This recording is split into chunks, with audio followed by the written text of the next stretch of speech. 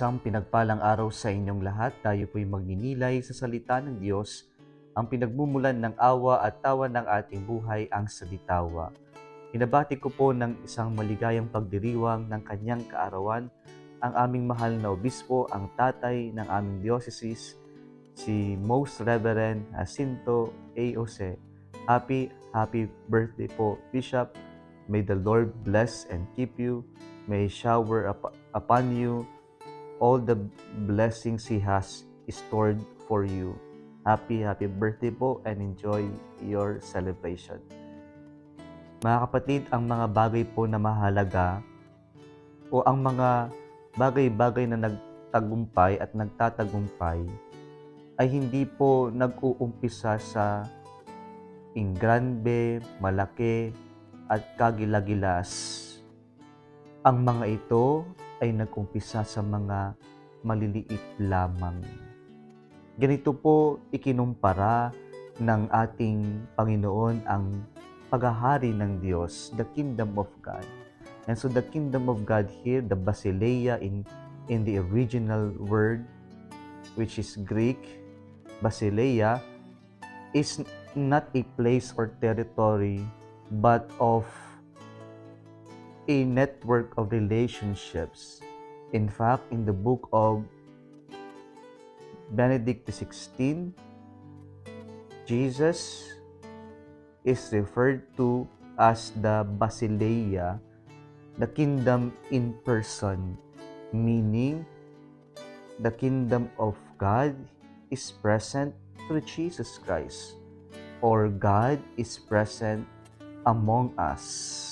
Ito yung Basileia, yung kingdom of God na binanggit po sa ating ebanghelyo ngayon. At ikinumpara ito sa dalawang maliit na bagay, ang buto ng mustasa at libadura.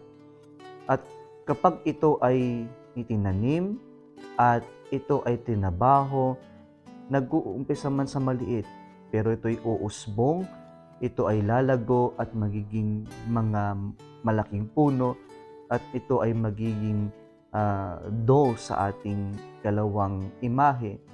Mga kapatid, ipinapaalala sa atin dito na yung maliliit na bagay natin, no matter how small it may be, or sometimes insignificant in the standard of our world, when we put our hearts, our dedication, our love, it will always be something that would create great impact, big impact in the lives of other people. Yung mga simpleng ginagawa natin na pagtulong, yung pagngiti natin, yung pagtap natin ng shoulder ng mga nahihirapan, ang mga ito ay probably napakaliit lamang.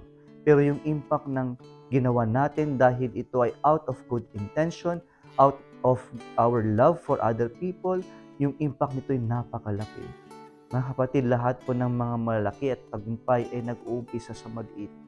Yung mga tagumpay na po yan ay nag-uumpisa sa mga small steps. And so whatever we do, no matter how small it may be, always, if we do it out of dedication, love, and good motivation, the impact of our small gestures of love can have an avalanche of effect to the lives of other people. Kaya po, wag po nating isipin na wag na lang tayong gagawa ng mabuti, wag na lang tayong magbibigay kasi parang wala namang saysay, wala namang kabuluhan yung ibibigay o yung gagawin natin. Wag po nating minamaliit yung mga maliliit na bagay na ginagawa natin na may pagmamahal, pagsusumikap, at dedikasyon, sapagkat ang mga yan ay nakakasigurado po tayo magbubunga at magtatagumpay. But then, it can only be victorious if we allow God to be present in all our endeavors, in all the things that we do in our life. Kung nagustuhan mo ang video na ito, huwag kalimutang mag-like, i-share at mag-subscribe sa Salitawa Facebook page and YouTube channel. Muli isang pinagpalang araw sa inyong lahat.